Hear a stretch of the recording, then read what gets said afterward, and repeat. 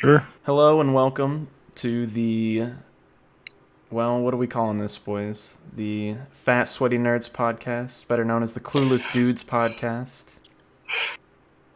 The point is, it doesn't matter what we call it. This is the show that nobody asked for. So I here we still are. hate both those names. I hate both those names. That's fine. I think they're fitting. It's getting changed. We will end on one eventually. One day we will find a name that suits. Yeah, we gotta let everybody the in people group. speak. I mean, no one's gonna watch this anyway, so it doesn't really matter what our name is. Well, no, and that's a great point. So let's get into it. The first thing that we're going to talk about, I guess, today is some college basketball. It's conference championship season. Selection Sunday is next week on the 17th of March.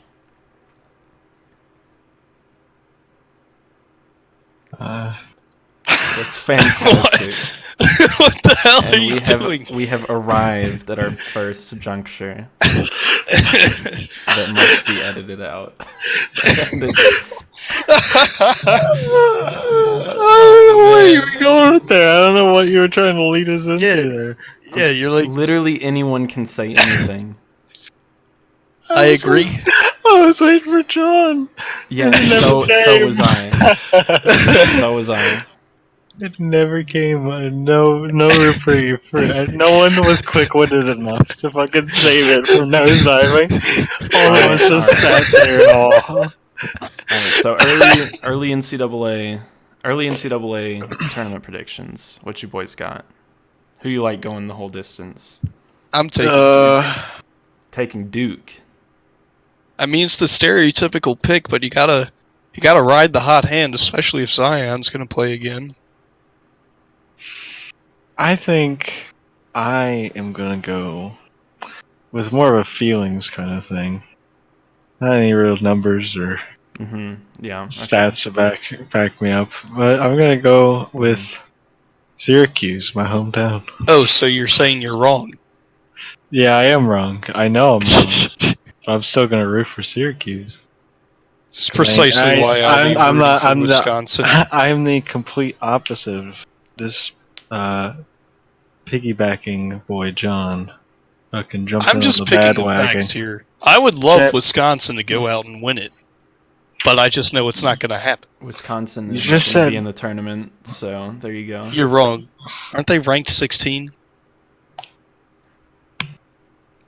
in the top 25? I think they are. Quick fact check. Yeah, here it comes. ESPN. Oh. No, Oh. they're not. Oh. they're 21. They are 21, so they will make the tournament. Hey, there Told you you. go. That's Nobody fantastic. That's great work, John. You've already exposed me. But you already said you were rooting Yeah, this for guy's Duke, a fraud. So he's picking Duke for the tournament. Is John? Yeah. I like Kentucky. I hate to admit that as an Arkansas fan, but I think it's going to be Kentucky making a deep run. I will say my realistic answer is also Kentucky. I don't know. I just don't think that they have the firepower to go against Duke, especially if they get, in my opinion, the little version of Shaq back. If this guy's back on the court and playing at 100%, I don't see anybody who's going to stop him. Well, it's an interesting question too on whether or not Zion is gonna risk re-injuring himself if he's cleared to play again, or if he's just gonna save that draft stock. And see, I would have to agree there. Personally, with the way that the league is going, I feel the kid's just going to chase the money and sit out, because I don't really think he cares about the team that he represents in college basketball. Rather, I feel that he would have been, or rather he's going to be another product of, in my opinion, a broken system, and he's just going to be a one and done.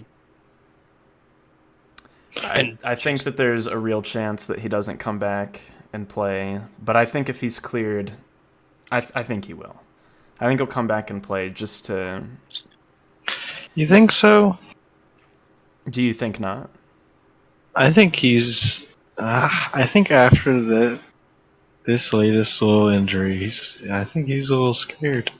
I think he probably was all in on fucking playing until that happened, and now he's probably scared of some other random out of the blue injury because no one saw that injury coming. Yeah, and it's worth literally talking about Nike how he shoe. actually injured himself. The man was so strong that he stepped broke his through shoe. the sole of his shoe and twisted his knee up. While just planting his foot for It takes some possible strength. Also, some weak shoes, I guess, but that's a talking point on Nike's end. But we're not here to talk about basketball shoes. well, We're here to talk about the facts. With that, we can go ahead and transition into the NBA. You mean the real deal? The real deal. Where the money's the at? big boys. The big boys. The ones who get paid to do it. So, who Yeah. better The to start prima with than donnas. the Celtics? We've got 2 resident Celtics fans here. Yeah, Celtics are really something this season. See, by this point, I figured we would have already won 60 games, but we're complete trash. That's I really thought a little that. ambitious. No, Did you really ambitious, think sure, that? but There's no way you really thought you'd have 60 wins right now. oh, I did. I thought we'd be at least top 3. At least maybe even top 2. With like maybe low 20s by the end of the season. Yeah, but I mean, going off of that though, like look at the top 3 right now. We got the Bucks in. Did they hit 50, right? Yep, they're 50 Yep. and 16 right now. And then the West, which is just a complete farce, with the Warriors coming in at a steady 45 wins right now. And then we Let's got just- the fucking no-name Nuggets fucking right behind them. No-name Nuggets. The Yeah, team who no are one's- the Denver Nuggets? the team no one's a fan of. Have you ever Sorry, met a Joe. Nuggets fan? You might make some people mad with that one. I probably will make some people mad at that one, but I have never personally met a Nuggets They're going to fan. come out of the woodwork. We're going to start getting bomb threats. Oh, I'm sure they'll Well- come out of the woodwork, especially if they make Hey, it deep. here's something we can fucking have common ground on. The what's fact that Isaiah Thomas sucks and needs to retire. Exactly. Needs to And how- retire. That's a young kid you're talking about. The man's he's young, 30. but his fucking career's over, and we all know it. He's 30? No way. Unfortunately. I didn't know that. Yeah, I thought he it was- just turned 30 I on. thought he was way younger than that. How February many years was he 7th. in Boston for? I think he was there for what, 3 years, right? Yeah, 3. But he wasn't like great and game changing until the last one when he had this complete Yeah. apparition of a 29.3 point per game season. And then he left to go suck With the Cavs, I mean, with the Cavs. it was a good trade. We Yeah, absolutely fleeced them. Oh yeah, it was a great trade. Like, I don't even think Jay Crowder is a Cav anymore. I think he's actually, Oh, Isaiah Where's he Thomas at ain't. well, let's be honest. Isaiah Thomas has had a very bumpy road, from Cavs to the Lakers. That was a pretty short stint that he lasted there. That was a pretty short stint.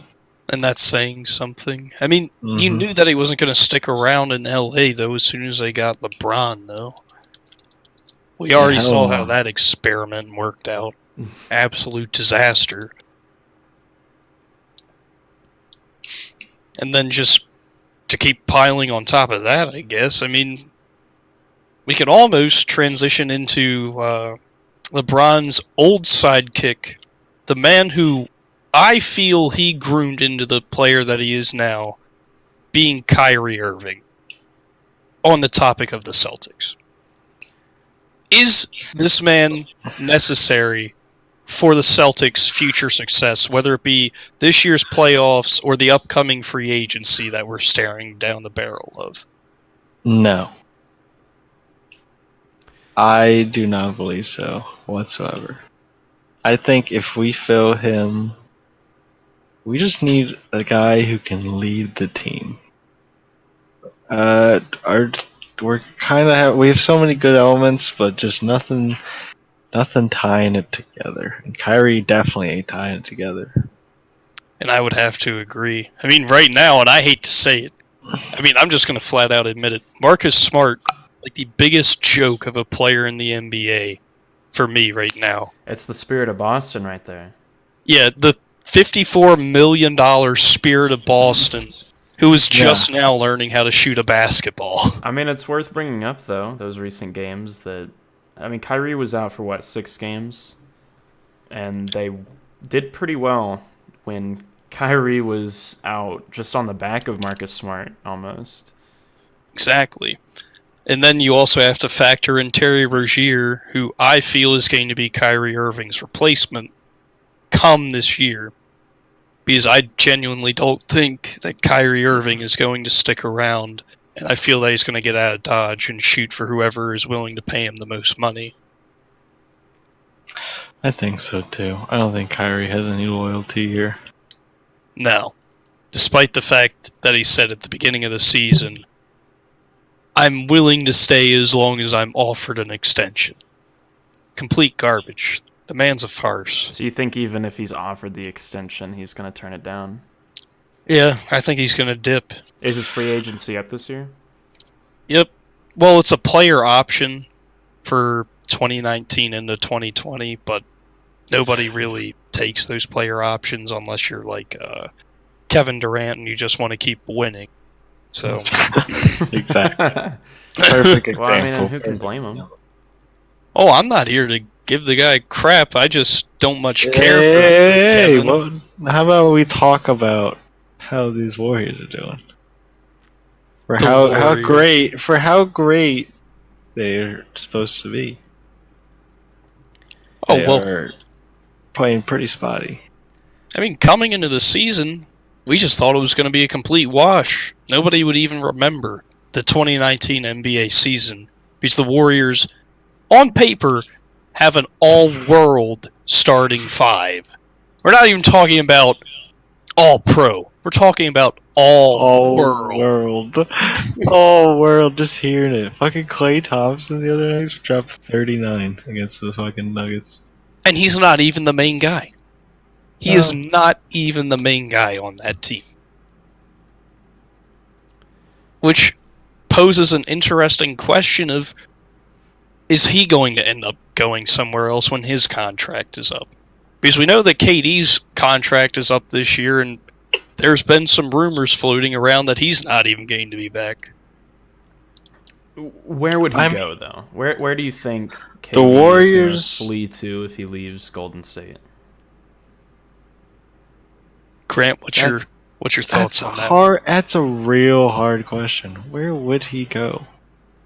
What team wants him? I think the Knicks. I mean, yeah, there's plenty of. Yeah, of course the Knicks want him.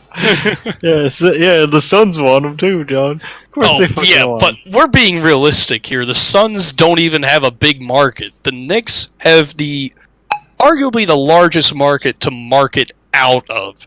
You know what I mean? Yeah. It's just money pours into New York, and he's going to be playing for the Knicks, which is a Jay-Z topic. And if Jay-Z mentions the New York Knicks in a rap song, Kevin Durant just automatically gets like 30 million in loyalties, I guess. Like, is loyalties like a 1-to-1 exchange rate with dollars now? 1 million loyalties? You know what? That's it. I'm retiring. Well, that was early, ladies and gentlemen. John Klein. He steps away from the podcast. already out. Gone but not forgotten. First episode. So let's take it back to Kyrie. So you guys are both pretty much in agreement that Kyrie's not a great leader for the team. No. I don't think he's going to be a great leader for any team, to be honest with you. I don't think he's a leader at all. So if Kyrie's not the answer for Boston, what is? Or who is? enter Jaylen Brown and Terry Rozier. Ever since that they've been giving Jaylen more minutes, the play of the team has increased. Gordon Hayward's playing well, which is something that I thought I would never say this season. At the beginning of the year, I thought that Gordon was going to come in and have like an all-career year. But I guess that the spotlight was too big for him or he wasn't ready. I mean, let's face the facts here. The man absolutely obliterated his leg, unfortunately. Yeah, it's not like he's playing bad this year either. Oh, no. Just not to the level of a 4-year max deal. You know what I mean? Yeah. But I think this year, yeah, we take some. We get rid of Kyrie. Kyrie's gone. All right, and we just take some time to build the players we have. Maybe fill in another spot, but I don't know. Who would you want to lead the team? honestly, I like Jaylen Brown. I like Jason Tatum, but they're too young right now.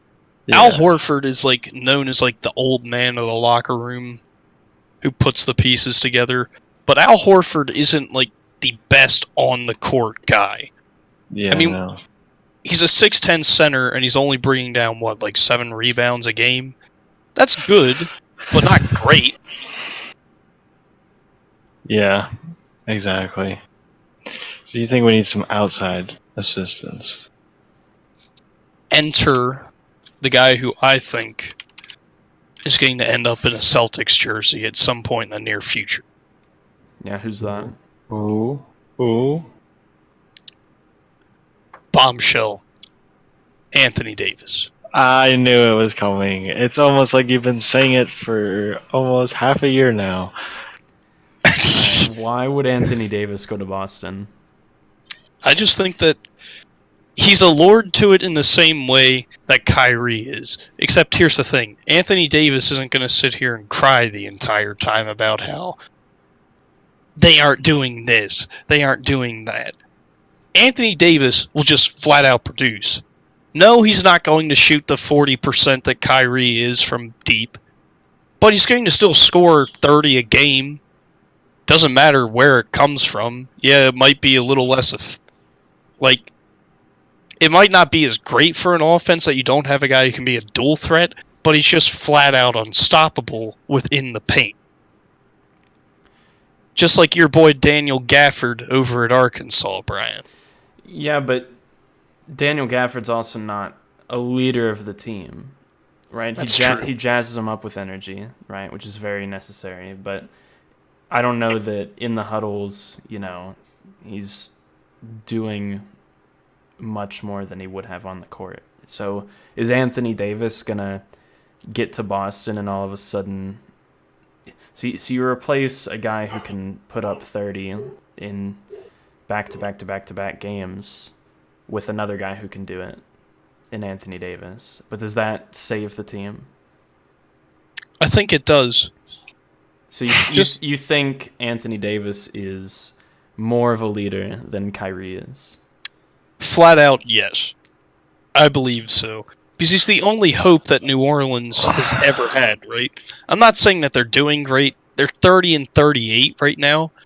But when you actually surround the man with talent, and that's something that Boston can offer without trading away any picks as well. So we have the young talent in Terry Rozier, Jason Tatum, Jaylen Brown, and then we have the vets, for instance, Al Horford, and Gordon Hayward. Given we're going to lose guys like Marcus Morris in the offseason, but that's no big deal. And then we'll still have the spirit of Boston on the team, unfortunately. Well, if he produces the same way next season that he did without Kyrie this season, maybe that's not a bad thing.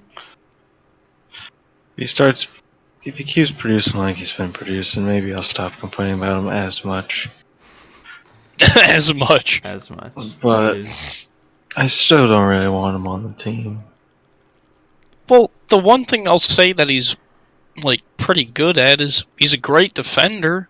but he's not Avery Bradley like he used to be for us. Yeah. I mean, so who would you rather have on your team? The Spirit of Boston or Carmelo Anthony? Oh my God. Is that even a question?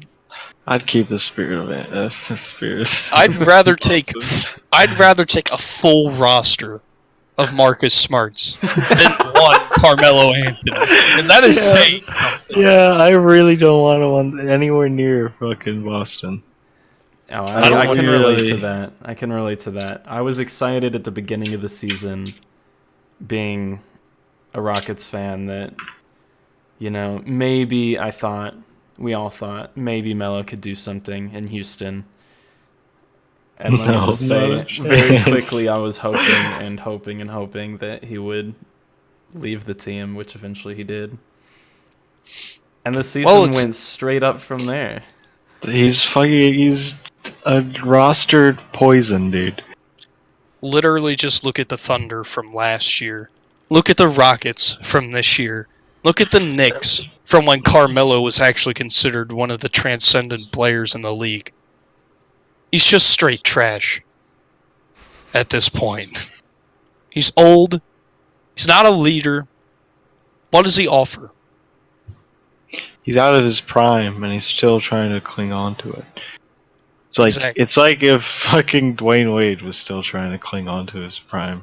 But here's the thing. Dwayne Wade is at least a leader and a good dude. Yeah, you know? He's a good guy on the court to have on your team. He's a guy who keeps guys' head in the game. Mm-hmm. The difference between him and LeBron is LeBron does that and still puts up numbers. Well, he did that for the Cavs. I don't know about the Lakers. Lakers is like, he tries to tell them what to do, and they fucking are like, I'm the best, and fucking miss their shots. And that's what happens when you bring in the Ball family. Living like LeVar. Yeah. Living like LeVar. I like that. That's a good transition into the Lakers, though, because I just saw that the Lakers have benched Ball for the rest of the season. Is it due to an injury, or is he just done? I no, saw that report as well. I think he's just... I don't know, actually. This shows how much homework we did. LeBron throwing people under the bus. Oh. Well, see, that's the thing. This is finally LeBron James being exposed as he's needed to be exposed, in my opinion. Am I saying that Michael Jordan in his prime walks into the Lakers and takes them to the playoffs? I don't know. Does Larry Bird do it? Probably not. But so, John, you're just a LeBron truther, then. You just really don't like LeBron. I can't stand the guy. I'm more than happy to admit it. I think he's a great player, but I feel he's overrated. By the way, Lonzo has an ankle injury. An update on the most competitive player on the Lakers. He's out for the rest of the season. See, I have nothing against the guy, but I have everything against his family. So I root for him to fail, and so far he's doing just that. I still remember, like, his 5th game in the NBA. He was playing the Celtics. I was just rooting for him to get injured the entire time, but he played so horribly that it was essentially the equivalent. Well, it's actually worse because he's still on the court. Sadness. That's negative value. If he got hurt, then you replace him for someone who can score. Yeah, I don't know. The Lakers are kind of a lost cause. So their playoff hopes are, all but dead at this point. So. Oh yeah, they're gone. What are the goals for them to transition into next season? They need a partner for LeBron. I'm telling you, they need to thin out some of these players. That's also true. They do not need some of these guys. Kyle Kuzma's pretty good, but he's not like an elite level talent for LeBron to go out and win with. Like, let's look at the facts here. The early years in Cleveland, it was the LeBron show. Then he goes to Miami, forms a big three with Bosh and Wade. And he had some good sideshow Bobs, quote unquote, being Ray Allen at the end of his career, who literally just shot the ball from deep and knew a lot about the game. And he won them a finals. Ray Allen did. Mm-hmm. But then he transitions back to Cleveland. He's got Kevin Love, Kyrie Irving in the early years. I think they had some other guys, right? They had Timofey Mozgov, which he's a good center. I mean, the guy's not a Hall of Famer, but he's pretty good. Don't get me wrong. Yeah. And then a few other guys who just meshed well. And in the second year in Cleveland, he went out and he delivered. And he got them a ring. All thanks to Kyrie Irving in Game 7. But we don't have to talk about that. Because LeBron played well, too. I mean... But then, after Kyrie leaves, he returns to just no chance. LeBron needs a Robin. He needs a Robin to his Batman. Why not Anthony Davis? I mean, it's a talking point. Happens in an alternate universe. Yes, we can't lose the sweepstakes on another elite level free agent, but I think it's very possible that Anthony Davis goes there. But I don't know how well they'll work together, to be honest. Yeah, I don't know either. I mean, what's your take on this, Brian? Just because you're a Rockets fan doesn't mean you have to sit here and collect the information. Well, I'm going to be honest, I have no idea where Anthony Davis is going to go. I don't see a reason for him to go to Boston at all, and it doesn't make any sense to me. Okay. I see him wanting to team with LeBron. I see him going to the Knicks more than I see him going to Boston. Here's the thing, Ryan. I see Anthony Davis wanting to step up. Right now, he is kind of the lead for the Pelicans. Right. I'd say that. Mm-hmm. So, right now, I'm thinking he's looking for a place that he can lead a better team. But I don't know if him and LeBron will get along. Because... they're both Anthony Davis. Yeah, they're both leaders. Both so used to leading. I don't know if either of them. Well, LeBron definitely would not back down to listen to some other guy. Definitely. I don't know. Yeah. I don't know if Anthony Davis would, just to work with LeBron. And I'm not going to sit here and say that LeBron needs to listen to his words, because I think that we can all agree that LeBron is probably the best player in the NBA right now, and has been for quite some time. Yeah. Mm-hmm. So, I just don't see two alpha males being able to go in, and I think that they'll still put up points, but are they going to be able to draw a team around them and be like, look guys, let's do this? You want to know what it kind of reminds me of is a situation that the Lakers saw really not all that long ago with Big Diesel Shaq and Kobe. We all saw how that worked out. They did win 3 finals, but it ended up in them going with the younger guy in Kobe, and it worked out, but it's Shaquille O'Neal that they lost out on. Imagine if they would have been able to just work better together, how many rings would have been streaming in those halls? Yeah. Yeah, it's worth talking about. So, we've talked about LeBron. We've talked about Anthony Davis. Let's talk about what we know, which is the current standings in the NBA. Does anyone in the East have a chance against the Warriors this year? To be honest, I think so. I think so too. And that is the only time I've been able to say that, really, ever since the Warriors came about. Given, like, that first year, I thought that the Warriors were an aberration, almost. I thought that they were just going to come in and out, like, get their ring, and then fall back into a pit of, like, oh, they have Steph Curry, cool, neat.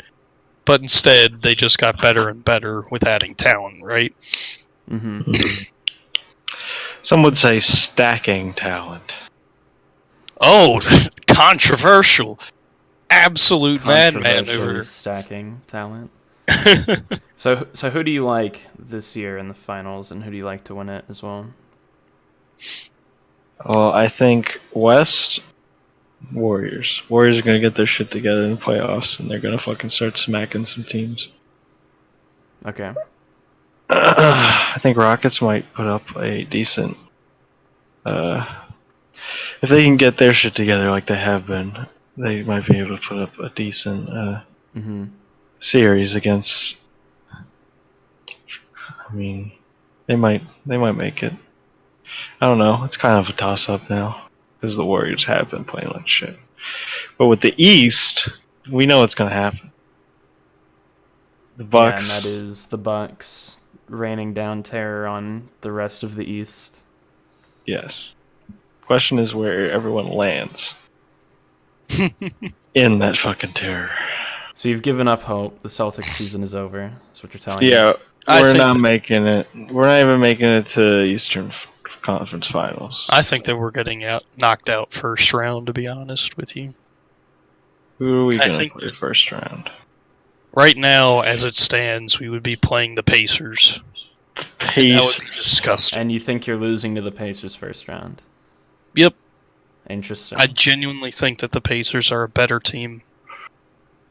I think it's very possible that we get knocked out first round. But Yep. that's why I'm putting all my hope into either the Raptors or the Bucks. And who do you, so you guys are both just in agreement that the Warriors are gonna shake it off, Well, get back on track, and just win the East? Well, if they shake it off, they will. If they shake it off, that's the big thing. If Personally, I just think that I have a misconception about the Warriors and what I thought was going to be one of the best teams in the history of the NBA, being the 2019 Warriors with that all-world starting five and sixth man of the year, Andre Iguodala, has just been a complete letdown. It seems that Boogie Cousins can't find his footing, and I don't think he's going to find it in the playoffs, where you're only playing against the best of the best, right? yeah, Which is why I'm going with the pick of the Houston Rockets out of the West. That's bold. I don't know if I like the Rockets in the West. Coming from a Rockets fan as well.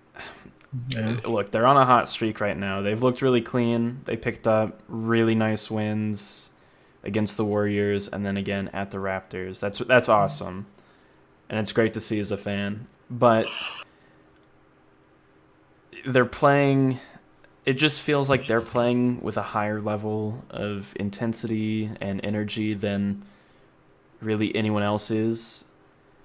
And I don't know why. I feel like when the playoffs get going, they're not going to be picking up wins because of that difference. It's going to be evenly matched, and I think we're not going to be able to hold on. I didn't want to say it, but I just want to say I just have to think back of like how the Rockets have performed In the playoffs? in the With playoffs the James recently. Harden? With the James Harden. Yeah. I just gotta say, last year it was almost laughable. What was it, 27 straight threes Something that they like that. missed? Something Yeah. like that. Yeah, it was a number that was just ridiculous like that.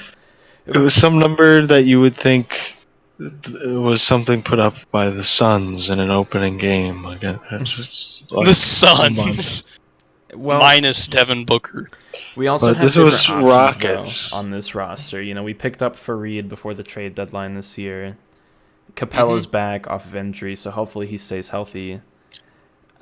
I think that it's a really strong, especially if everybody stays healthy. I think we have something kind of special working in the mix. But I also think that Mike D'Antoni's coaching is a little one-dimensional. Like, it really is just, Capella drives, Fareed drives, Nene drives, dish it to Chris Paul, who either pulls a three or drives and dishes it to Harden, who pulls a three. And it's really as simple as that. We don't have looks that look any different from one another for most games. Well, here's a question for you guys then. Who has the best team play out of in the NBA right now? Who is looking the cleanest? The Bucks, just flat out. I don't even think that there's an argument to be made. They're looking clean on defense. They understand their identity on offense. Eric Bledsoe is pretty good. Don't get me wrong, but he's not like a Greek freak. They understand that they have a complete safety net in the Greek freak. I'm not even going to disrespect the man by failing to pronounce his name. But he's an absolute madman. Like, I can't take that away from them. And they don't have a lot of drama brewing out of Milwaukee right now, like they do in some of the bigger markets. Dude, the Lakers is a fucking cesspool of drama. Yeah, they're literally the Steelers of the NBA, but that's a topic we'll hit on later. Yeah, I have to say, it's pretty disappointing. I really hate the drama that comes out of the NBA sometimes. I know the media doesn't help, and they just love to rip it up until it explodes and the players have to say something about it. Because if they don't say something about it, then... then they're a bad teammate. The headline is LeBron hates all of his teammates, thinks he can carry the team by himself. Exactly. Well, here's some LA Lakers news for you. LeBron throwing people under the bus like never before, and NBA is baffled. Bleacher Report. Yeah, literally exactly what we just said. There it is exactly. And it is, should the Lakers trade LeBron? 7 minutes ago. Are you kidding me? Should the Lakers trade LeBron? I don't think LeBron's the problem. He's not. He just has no teammates. There's nobody. He legit has. It's not his fault at all. I feel bad for LeBron that he's on that team, because they really should be playing better. But I feel bad for Luke Walton. Luke Walton. I mean, I gotta say, maybe, I will say, maybe he, maybe it is a little bit his fault that, they're playing the way they are. He is the coach, but I mean, come on. No, I have to agree. I mean, it's just ridiculous. Yeah. It is absolutely disgusting what's happening in LA right now. And do I see them improving over the offseason? Yes. Because I think that Magic Johnson is a salesman. He's one of the greatest of all time. I don't think anybody's going to take that away from him. People can definitely make the argument that he's the greatest point guard of all time. And he knows how to sell his team, which is part of the reason why I think LeBron went there. But he has to deliver for the guy. If he can't go out and get him, like, a guy who is at least elite, or if not top 10 in the NBA, I feel that they're just going to continue to crash and burn.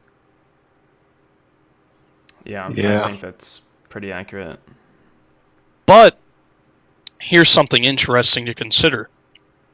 Does Kyrie consider going to Los Angeles to team up again?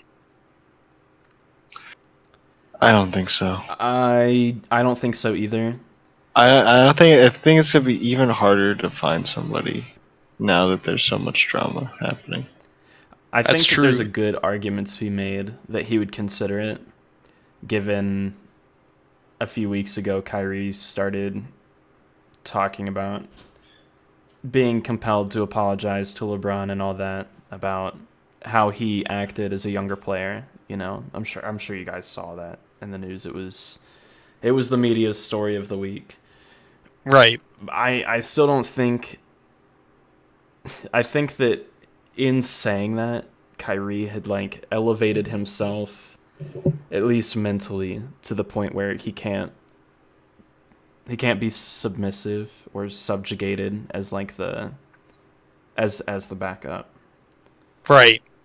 Yeah. So maybe he goes back just because it's LeBron, but I think what's more likely is he doesn't even consider it because of things that have there, already he's happened. Done it. Yeah. He doesn't want to be in that again. Yeah. I think it's sad when you look at the Lakers team that the most recognizable names other than LeBron are Rondo and Lonzo Ball. Two of the most hated men in NBA history at that. Like, Yep. that's coming from Celtics fans too. I realize that Rajon Rondo is kind of a piece of garbage who just rode on the coattails of KG and Paul Pierce. Yeah, and just claimed he was a god. Then when they left, oh, I suck. Get traded to the Mavs. I don't have anybody. It's true. It's crazy how they just left. It's just like, oh, well, I guess I can't play basketball anymore. Let me just pull the stats for you, for those who don't know about the 2013 Boston Celtics. I'm pretty sure that we won sub 30 games that year. 25 and 57. It had to be close, dude. That was such a bad season. We weren't even last in our conference that year. Which also goes to state how trash the East is, or was that year. I mean, let's be honest, Rondo never did that well on our team anyway. Yeah, he was just an assist man. I mean, that's what elite passing. He's always been the elite passer. He's always been the elite passer, dude. I won't take that away from him. I couldn't pass the ball better than he can. Take some vision. But he's not freaking Steve Nash. Yeah, no. he may be able to pass the ball, but that's about all he can do. Yeah. Maybe hit some alright shots from time to time, but that's about it. I think he's trash, and he's also the reason why the Celtics are where they are now, because he sparked that rebuild. Well, actually, no, it was that major trade with KG and Paul Pierce to the Nets, who went to the playoffs that season, mind you. Yeah. Don't remind me. God. All right, with that, this is as good a time as any to transition to the NFL. What news there is to talk about in the NFL, that is. There's a lot. So we might as well start off with Antonio Brown. John, you can take that away. Well, this is fresh news. This was breaking. I mean, I was up at, given I stay up pretty late as it is, but I think it was like around 1:30 in the morning when an alert popped across my phone that Steelers agree to a trade star receiver Antonio Brown, and I'm like, oh, I wonder who did it. Personally, I had a feeling that it was going to end up being the Raiders, which are who we ended up going to. I feel that the story is almost perfect. That Jerry Rice, the penultimate football player ever, aside from like Tom Brady, goes to the Raiders for his second team. And he had some great years there. He went to the Super Bowl. He got blown out by the Bucs, but he went. And now we have John Gruden. He's back, and he's making moves. Attempting to make moves in his second season back. Or is this third? It's his second. And they're moving to Vegas this year, aren't they? Next year.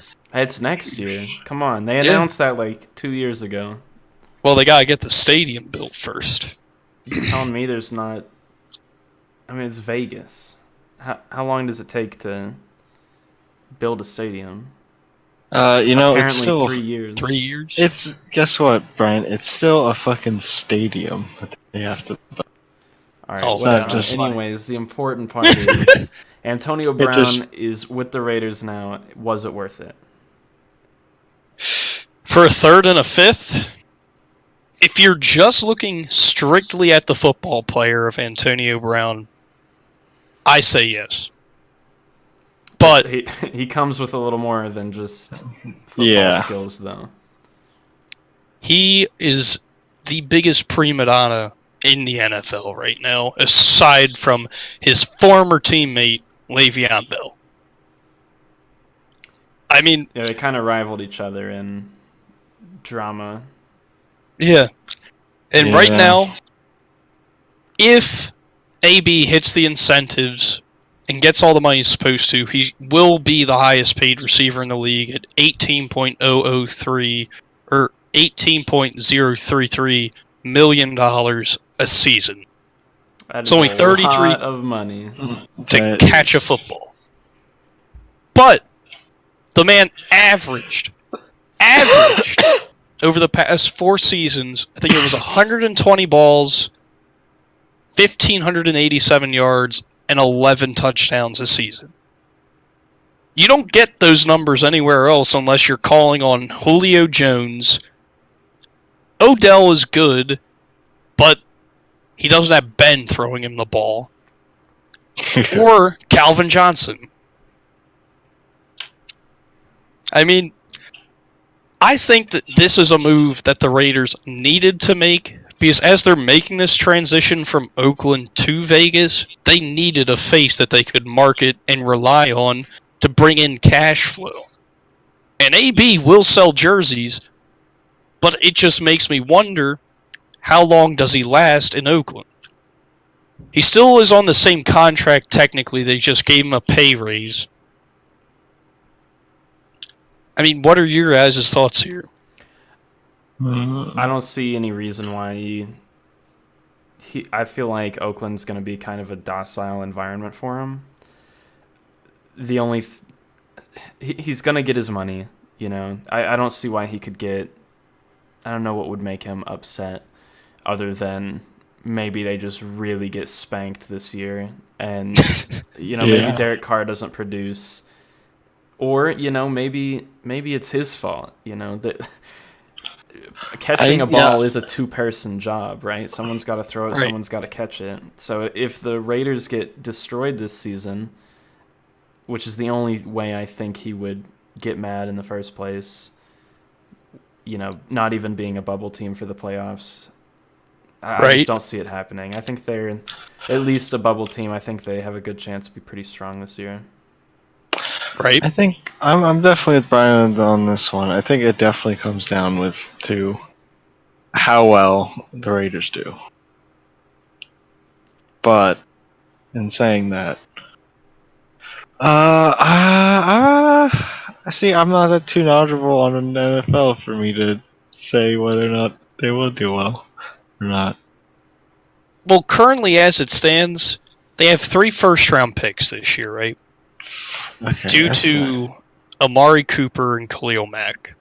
In a way, they traded Amari Cooper and I think it was a 6th rounder for Antonio Brown and a 1st rounder. That's a huge net. You won there. Yeah. If you just look at that flat out. In my opinion, you win. But here's the thing. I don't really think that Derek Carr is all that great. He's definitely nowhere close to the other quarterbacks in his division right now, being Patrick Mahomes, Phillip Rivers, and I hate Phillip Rivers, but the guy knows how to win during the regular season and put up some stats.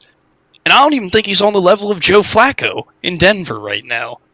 And Joe is like an average at best quarterback who ramps up his play if he makes the postseason. But that's an if. So, well, let's talk about Denver then for a second. Do you think that they... What's going on in Denver this season? What's your prediction? They have an alright defense. But they have Joe Flacco, Philip Lindsay, Yeah, I 50-50 on Emmanuel Sanders. I really don't think they're gonna do that well. I'm foreseeing like 8-8 to 9-7. 7-9 to 9-7 is where I'm seeing them. Well, that makes them a bubble team. That's not a bad season. No, but are they going to be able to get into the playoffs in a division that already has two possible legitimate Super Bowl contenders? Being in the AFC West, they have the Chiefs and the Chargers that they have to play twice a year for each team. That's not easy. No, it's definitely not. All right, so it's gonna be hard for the Broncos moving forward. But let's talk about the Chiefs. Do you think that after Mahomes' breakout season, he's got a chance to take it right back and do it all over again? Or do you think I don't know if it's about time that defenses start kind of unraveling what it is exactly that Mahomes does and, get to the bottom of it to play a better game? Well, here's the problem. Like, coming from a guy who lives for the quarterback position, I just don't think I've ever seen a quarterback like Patrick Mahomes in the league before. Because he can scramble some. I'm not going to sit here and say that he's Lamar Jackson with his legs, because he's not. But he can buy time. But the main thing that makes him stand out from the rest is I've never seen a guy be able to throw a ball from the positions that he does as far and as hard and as accurate as he can. Mm-hmm. And that's the baseball background in him, I personally think. But, I mean, against the Ravens last year, we had them this close. I think it was like a 4th and 8. And we had him on the ropes, on his sideline, driven back like 16 yards, and he throws a ball off his back foot, 50 yards, to Tyreek Hill, who catches the ball. And then it's tied up 28-28.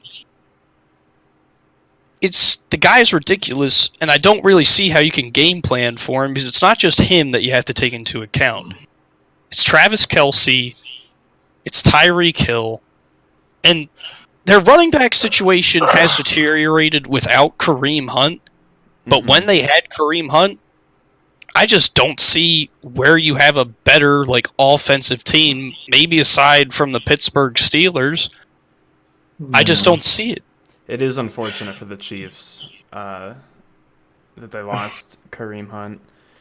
But that's another thing that's worth talking about. Him ending up in Cleveland potentially. Well, the deal is done, right? It's like a 1-year, $5 million deal. Right, but the NFL still has to clear him, so in all likelihood, he probably won't play for half the season. That's what I'm thinking. Because it's his first infraction, and did he hit her or did he shove her? I don't know the specifics about the case, but I don't know. I feel like in recent years they've been getting more and more strict on that kind of thing. I'm not sure that it really matters a whole lot. It is good. It is good. It's a good face for the league to put on. But for Kareem Hunt and the Browns, it just means that they might go half the season without him. But the thing is, you already have Nick Chubb and Baker Mayfield and Jarvis Landry. Personally, who are not new additions to the team, though. Oh, no. But they're proven commodities at this point. Especially as soon as they got rid of Hugh Jackson, you saw the turnaround in Cleveland. 7-8-1. Is true. Yeah. And don't get me wrong, I'm not going to sit here and say 7-8-1 is an amazing record. But by Cleveland standards, we're talking Super Bowl contention here Hugh with that record. Spent two full seasons in Cleveland and was fired, 2 or 3 games into his third? And he needed to be. He shouldn't have even been there. In the 2 seasons he completed, he was 1-31. Something like that. Yeah, something disgusting. Like yeah, I mean, unacceptable for any team, even the Browns standards. That's not okay. And I mean, let's be real. Cleveland is the factory of sadness, but I'm just going to be flat out. I think that the Cleveland Browns are going to win the AFC North this year, and I think that they're going to make a run in the playoffs. I don't think they're going to the Super Bowl. Oh but I think my that they can win god. the game. Do you hear this, man, Brian? That's a bold prediction. I don't know if they'll go from 7-8-1 to winning their division, but you All never they know. need is 10-6. You never know. Like, who do they have? The Ravens have a guy who cannot complete a pass for the love of God playing quarterback. The Chargers literally... Does it matter if he can run, though? Yeah, but we saw against the Chargers. It does, because then a defense just adapts to it, and then it's over. Yeah. But here's the thing, right? To go along with what Grant was saying, RG3 in his rookie year, the reason why he was such a transcendental talent is the fact that he could at least challenge defenses with his arm. He was never going to complete 70% of his passes, but he could do like 62 to 65 in a game, which is average. You have to respect that. And he didn't turn the ball over frequently. But since he was able to challenge teams with his arm, his legs pretty much they were a benefactor. Mm-hmm. And the fact that he could run while throwing, it confuses defenses, and it takes an extra guy or two out of the play for the defense because they always have to account, well, if nobody's open, he's just going to run on us and get a first down. Lamar, yeah, he's always going to be able to run on you. But there comes a time where you have to be able to pass. And against the Chargers, they showed that all you have to do is play with 8 defensive backs on the field every single time, and he can't do anything. And it's ridiculous saying that. It is. True. Look at the 8 defensive backs. Out of the 11 on the field. Wow. It's ridiculous. But they're fast enough to keep up with him, and they're just going to keep him in the pocket, and everybody's going to be covered. So if he's smart, he won't force the ball, but then he's just going to fumble it because he doesn't know how to hold on to the football. Right. Then we move over to the Bungles. The Bungles.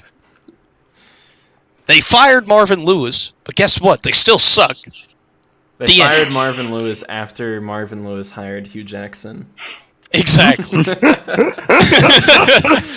I wonder why they fired their coach.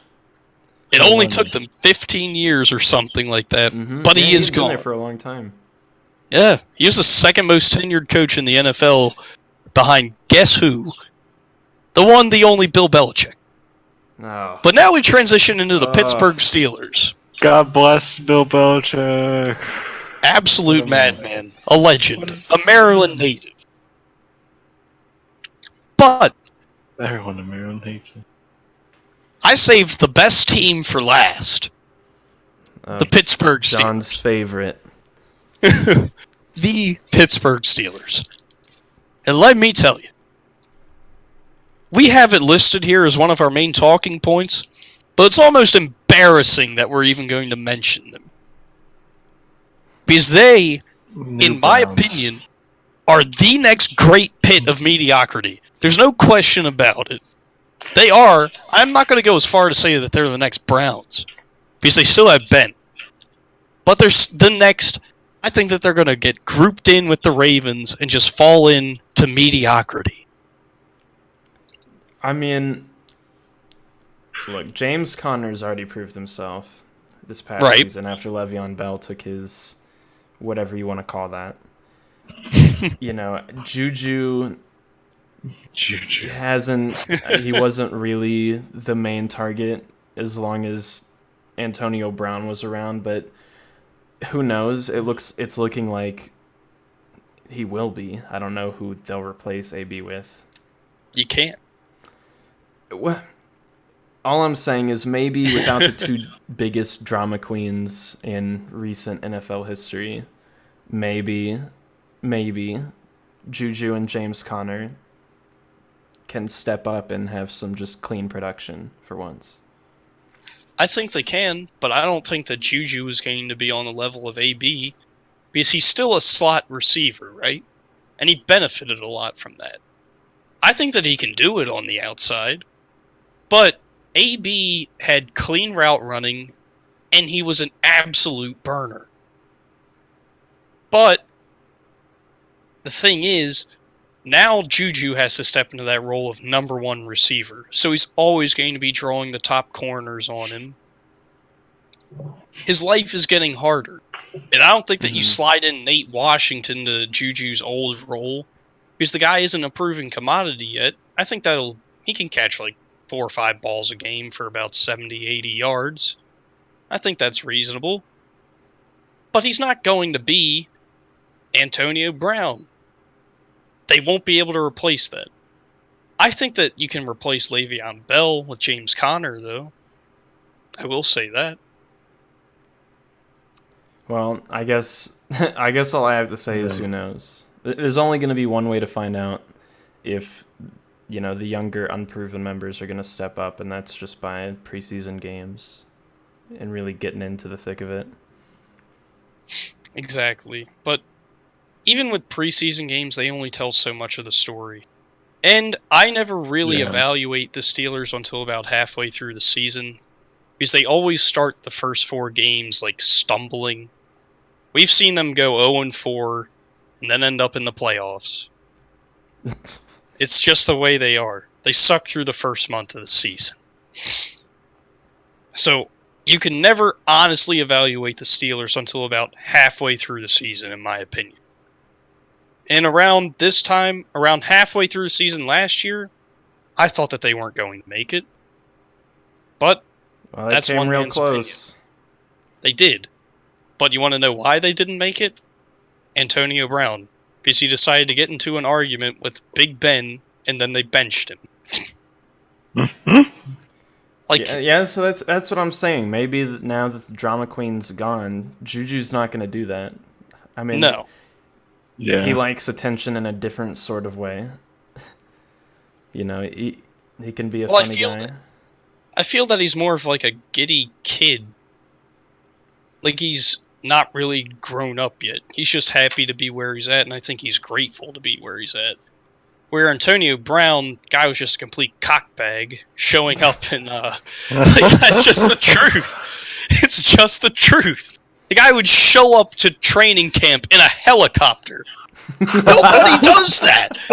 Not even Chad Ochocinco did that. That is very extra. Yes. T.O. didn't even do that. T.O. might have stolen fans' popcorn. He might have squatted down on the Cowboys logo after scoring a touchdown or 2. That's just must-see TV. That was classic, though. Yeah. That's gold. Especially when Jeff Teague came up and decked him the second time. It's just funny. With AB, it's just like, wow, you're an asshole, man. Well, there's only one way to find out how the Raiders and AB will do, as well as how the Steelers with Juju and Connor will do. Yeah. With that, we've hit our time. 6-10. We're gonna end it here, boys. It's been a good first episode. Thank you for listening. Thank you for watching. Yeah.